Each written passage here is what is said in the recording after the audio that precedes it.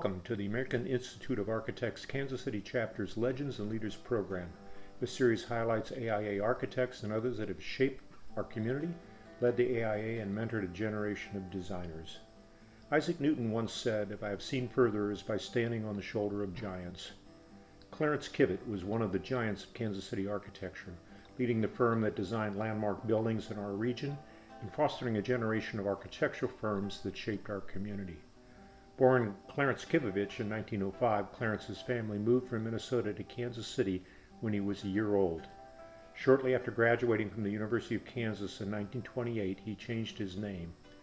His early work included participation in the design of the Kansas City Power and Light Building and the Fidelity National Bank Building with Holt, Price, and Barnes. The economic hardships of the early 30s led to the departure from the firm and independent work, mostly on small remodeling projects, including several movie house film storage buildings on Baltimore Avenue. His first breakthrough came in 1934 with the design in collaboration with Bloomgardner and Fogwork of the Katz Drugstore on Main and Westport Road. World War II shifted work to support military-related projects. In 1945, he joined Ralph Myers to start the firm of Kivett and Myers. During the rest of the 20th century, the firm emerged as one of the leading regional design firms. The MCI Airport, the Truman Sports Complex, numerous educational, retail, hotel, and religious buildings were designed by the firm. The firm received over 200 design awards.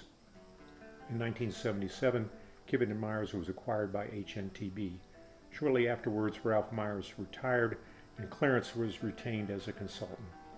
Clarence was active on many local boards, including the Kansas City Planning Commission, the Municipal Arts Commission, and the Kansas City Art Institute Board of Directors.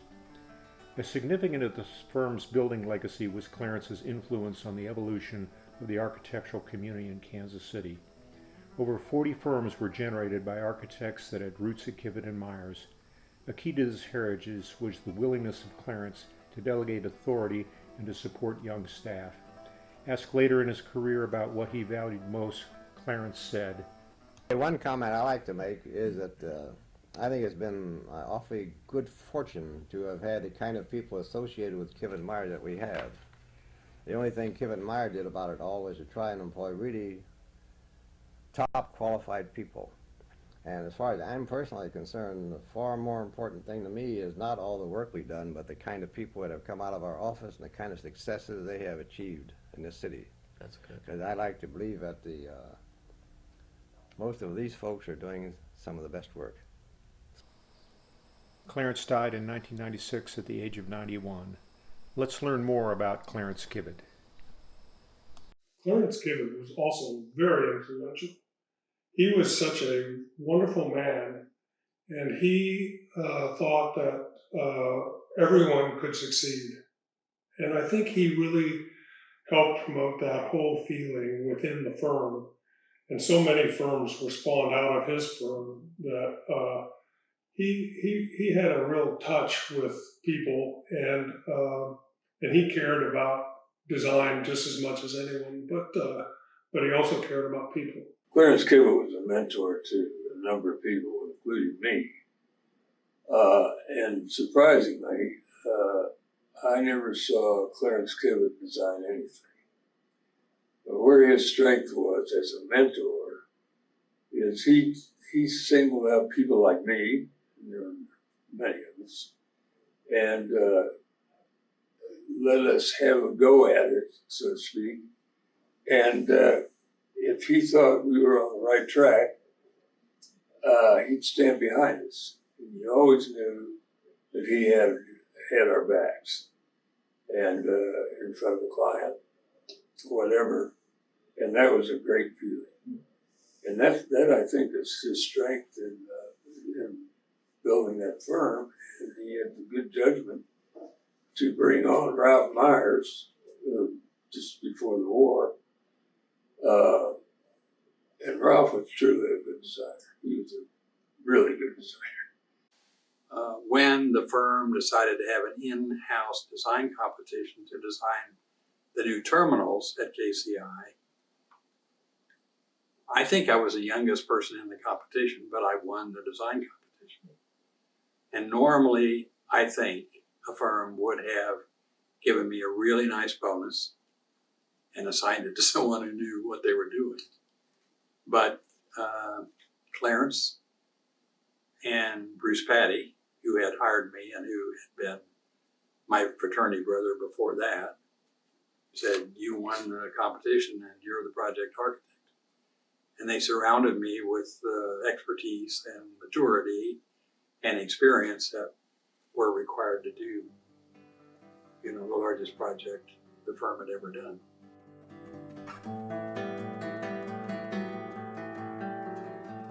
He started practicing here in 1931 and is still a very active architect on the scene in Kansas City. He was a partner in the firm of Kivett and Myers. First of all, had your own practice, I know. Yeah. And then moved into this partnership with Ralph Myers. And eventually, Kivett and Myers became, after a number of years, how long was it Kivett and Myers? Oh, almost 50. Almost 50. It then became the architectural division of Howard Needles, Tam and Bergendorf. And Mr. Kivett is still of counsel to HNTB. I want to say one other little brief thing, and I don't know whether you've been counting lately or not, but I know there must be at least 25 or 30 architectural firms in Kansas City where the principals were at one time with Kivett and Myers. I think that's so. That's pretty fantastic. It's remarkable. I'm very fond of that statistic. Yes. Why don't you tell us a little bit about the early practice of architecture in Kansas City? Maybe some of your major projects then. It was quite different. When I opened my office in 1931, I didn't realize that due to the tremendous depression, nearly all architects were closing their offices up. Oh, no. I guess I wasn't reading the papers enough or some such thing. I may not have been able to afford them because these were very difficult times. In any event, at that period, as I say, the depression was here, and it took a couple years longer to get to Kansas City than it had in the East, for example, where it really started in 1929. And there was great privation in most quarters. It was very, very difficult, and the kinds of jobs I was able to get were very, very minimal. I mean, like I remember one of the first jobs I had was to decorate a bar for a manned recreation room, which was a lot of fun. It paid practically nothing, but it did provide me something to do. The other little jobs at that time were like storefronts, alterations, and I think one of the earliest jobs I had, which I thought was tremendous, was a 10-cent store, which is a new building, which was the first new building I got to do, which I was tremendously excited and pleased about. That's back when things were 10 cents, too. And there was always a few residential projects. I even did some promotional type of residential things for builders and developers, which you shouldn't do, but at that time, no matter where the money came from, it would still buy food, and things were really very, very difficult. I understand Margaret, your wife, was working and helping out, too. Yeah, in the event she had not been working as a secretary for another business concern, I would not have been able to keep my office open very long. Well, thank goodness for Margaret. What was your first major commission then? Was it maybe the Macy's, or was there one before that? Oh, no, the first major commission would have been the cat store at 40th and Main, which was in 1934. And interesting enough, at that time, as it happened, the Katz Drug Company brothers, Ike and Mike Katz, were my uncles. Now, at that time, I was 27 or 8, and the only way I got the job was for my mother, their sister, go to them and tell them, "You must give my son a job. He needs it." That's pretty special marketing, I would say. And so that was a major thing at that time. In fact, that at that time was supposedly the largest drugstore in this part of the country. Is that right? And it's still there. Yeah, and still it's still there, being used, remarkably enough. Yes. And then what came next? Oh, after that,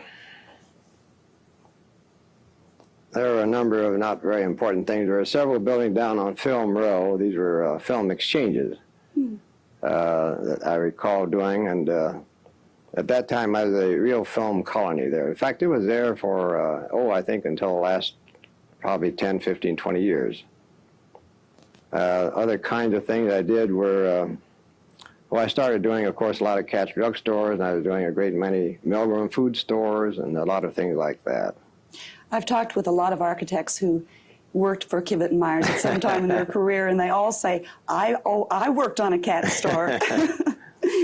And then Macy's is one of the buildings that many of our viewers would now be Ralph familiar came with me. As a matter of fact, now Ralph came with me in 1940 and was there about a year when the war started, when he left to go into a defense industry. And then he came back with me in 45, and our partnership was formed about at that time. And we did quite a few interesting things. And of course, the other important thing is that there had been a great depression, you know, as far as construction is concerned. During the war, there was practically no private work because priorities on materials were very stringent, and you could not get material for other than defense-related work. So there's a great backlog of work built up in that period.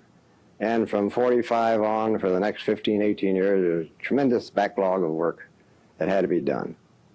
And as I say, Ralph came in about 45, and I think, about 2 years, I think in 46 or 7, we had started on doing some work at Macy's. That was the old tailor store. And we were first employed when Macy's came in from New York and bought this tailor store to do some interior facelifting on it, you know, merely some interior work. And then this led into being employed to do the big major job, which was, I think, 10 or 12 million, which at that time, supposedly the biggest private project in the city. And that also had to be done in a way which is pretty complex these days. And still, we had to start making drawings and digging almost at the same time due to the time schedule. And of course, there was a tremendous problem, too, to keep the store in operation all that time. Sure. Must have been a real challenge. It was a lot of fun. And I'd like to visit a little bit about one of your major projects that everyone's familiar with, and that's the Kansas City International Airport, which of course is one of my favorite structures, and it makes me very proud to be a Kansas Citian when I arrive at KCI and people get off the plane and always comment. Tell us a little bit about the airport. One of your favorite projects too? Oh yes, it is, I think, my favorite, actually. Because there was a lot of fun. It was a real challenge to do it and to get it done. And also the fact that we're working for 9 clients, one of which was the city, and 8 others were airlines. There were at that time 8 airlines coming into Kansas City. And they were all very important in the decision-making process. In fact, you really couldn't do anything there without the 8 airlines being in accord. And strangely enough, the airlines then were very suspicious of ever sharing information with each other. And strangely enough, I think they're still the same way. But we made 8 different designs to try to come up with the one that would be the most appropriate and the most efficient for Kansas City. And one that we had tried to sell to the airlines immediately was very similar to what we have used, but the airlines wanted no part of that because with this drive you to your gate concept, which we now have, is more expensive for the airlines to operate because it means almost total decentralization of their ticket counters and their administrative ticket takers and personnel for all these sorts of things. But finally, TWA decided that this concept that was built was one they had seen before, and they finally decided they might like it. And we, together with TWA, were able to sell it to the other airlines, and we made a lot of improvements in that, of course. It isn't the way it was. And that's the way we finally got that to be adopted. Well, and I'm always so thankful. The other 7 concepts were so awful. Now only you can say that. The other 7 were really bad, really terrible. Now what we have is so much better. Yes, and I understand it's going to continue to grow and to change. You had mentioned a new runway. There are 3 modules there now, and there's a place for a 4th module on their present land. Now, also the city has acquired to the west, I think, another 4,000 acres approximately. So that in the future they can add a 3rd north-south runway. I see. They can add a 2nd north-south runway now on the land they own, but they'll need a 3rd one in the future, and maybe a 4th one in a long-term future. We keep growing. And again, this could mean more terminals in a different location. We used to think, We talk about how architecture has changed over the years. Until the last 20, 25 years, we thought that the architect, together with the owner, could devise a master plan for anything to involve any term of years, 5, 10, 20, 30 years. It would easily devolve a good master plan. And we've discovered we can't do that. But as far as you can see ahead is maybe 5 years. Things just changed too much. Yes, they have right? it. Well, the rapidity and the rate of change is the one phenomenal thing since the end of the war. And most people We can find count it, on it. you can't believe it unless you see it. Well, if there was one phrase that you could sum up your life in architecture, what's the most important part of it? Strangely enough, the most important part of it is not the buildings. It's the people that has been my good luck and my pleasure to have with me. Because they comprise, I think, the outstanding architectural offices in this city and some of their greatest talents.